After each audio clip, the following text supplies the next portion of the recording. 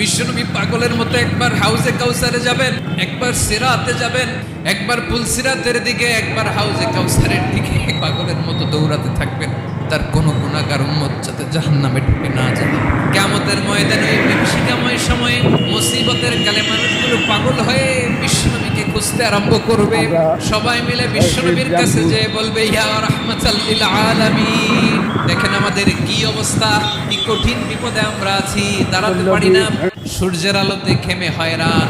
বিশ্বনবী মাকামে মাহমুদে যে আল্লাহু আকবার বলে সিজদায় লুটিয়ে পড়বেন, বিশ্বনবী এমন ভাবে অজর দ্বারায় সিজদায় লুটিয়ে পড়ে কাঁদবেন, রব্বুল আলামিনের রহমতের দরিয়ায় জোশ লেগে যাবে। রব্বুল আলামিন এই দৃশ্য থেকে সহ্য করতে পারবেন না। রব্বুল আলামিন বলবেন, ইয়া মুহাম্মদ ইরফা রাসাক, ও নবী আপনি মাথা তোলেন, আপনার কান্না আমি সহ্য করতে পারি না, আজকে আপনি যা চাবেন তাই দেব। ওয়াশফা তুশাফা, যার জন্য সুপারিশ করবেন তার সুপারিশ কবুল করে